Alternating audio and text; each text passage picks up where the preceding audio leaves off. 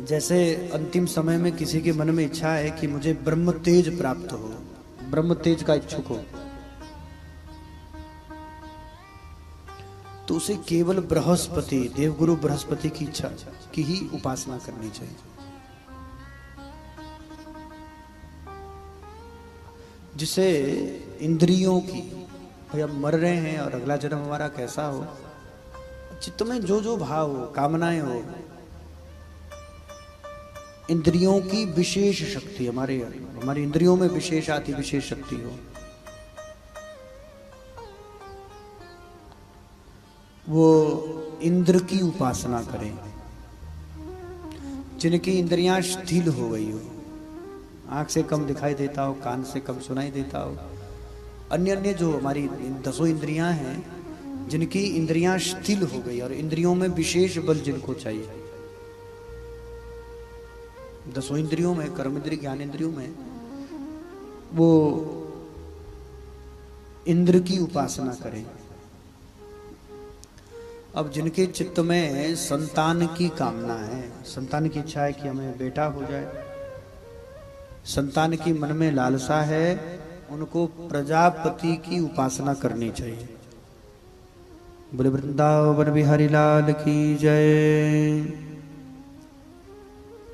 प्रजा कामः प्रजापतिना, तो भैया प्रजा की कामना मने संतान की कामना हो तो प्रजापति की सेवा करें, पूजा करें।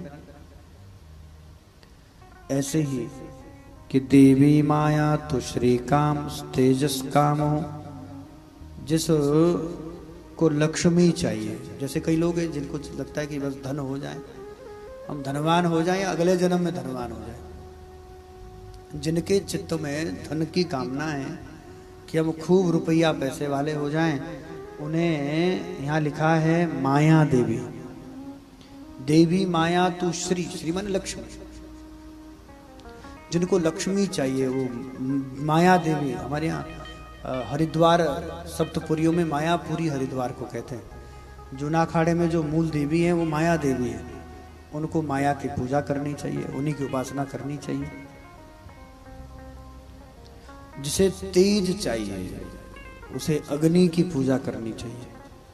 और जिसको धन चाहिए, लक्ष्मी और धन में अंतर है, जिसे धन चाहिए उनको वसुओं की पूजा कर, अष्टवसु है ना, उनको वसुओं की पूजा करनी चाहिए। जिस प्रभावशाली पुरुष को वीरता चाहिए, अरे शूरवीर बने जो, उसे रुद्र की उपासना, रुद्रों की उपासना कर, एकादश रुद्र है, उसे रुद्रों की उपासना करनी चाहिए। और जिसके मन में बहुत अत्यधिक अन्न प्राप्ति की इच्छा है कि हम खूब अन्न हमें मिले, तो उसको अदिति का, जिसे स्वर्ग की कामना है, वो माँ अदिति के जो पुत्र है देवता, उनकी उपासना करें। स्वर्ग जाना है तो देवताओं की पूजा उपासना करें। अच्छा, राज्य की उपासना है। जैसे कई लोगों की इच्छा है कि हम मंत्री बन जाएं, हम विधायक हो जाएं, हम मुख्यमंत्री हो जाएं, तो जिसे राज्य की अभिलाषा है, भागवत में लिखा है, जैसे राज्य की अभिलाषा है, वो विश्वदेव की पूजा करें, उपासना करें।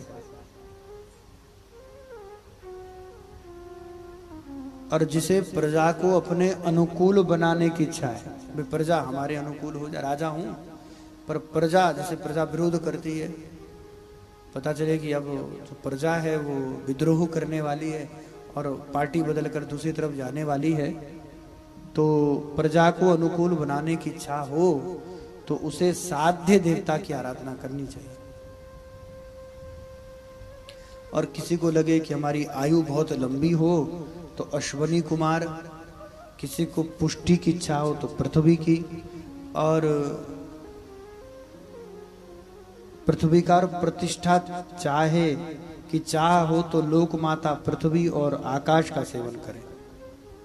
प्रतिष्ठा वालों को पृथ्वी आकाश दोनों की सेवा करनी चाहिए। जिनको अत्यंत सौंदर्य चाहिए वो गंधर्वों की, और जिनके का विवाह नहीं हो रहा है, सुंदर पत्नी चाहिए, वो उर्वशी अप्सरा, और सबका स्वामी बनने के लिए ब्रह्मा की आराधना करें। तो पत्नी के लिए उर्वशी की पूजा कर दो शुरुआत से तुम हैं, और सबका स्वामी बनने के लिए ब्रह्मा जी की आराधना करनी चाहिए।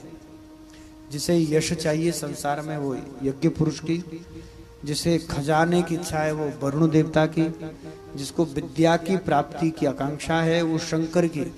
महादेव विद्या देते, शंकर जी खूब विद्या देते भैया। जिसको विद्या चाहिए वो बच्चों को पढ़ने वाले स्टूडेंट, अभी विद्यार्थी है, वो शिव की पूजा करें।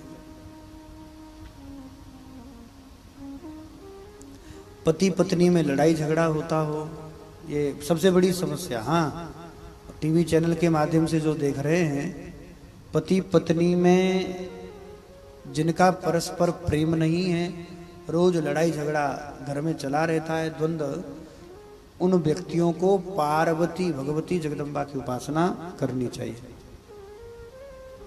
और जिनको केवल धन का, धर्म का उपार्जन कर, धर्म ही जीवन में चाहिए, तो धर्म का स्वरूप है भगवान विष्णु नारायण।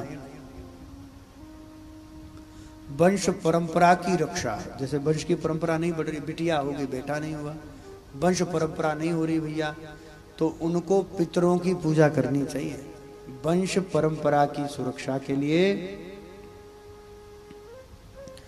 पितरों की, बाधाओं से बचने के लिए यक्षों की, बलवान होने के लिए मरुदगणों की आराधना करनी चाहिए। तो ये सब आराधना का विषय यहाँ लिया गया है। राज्य के लिए मनमंत्र के अधिपति देवों की, अविचार के लिए नृतक की, अच्छा भोगों के लिए चंद्रमा, जिसको खूब भोग चाहिए वो चंद्रमा की पूजा करें।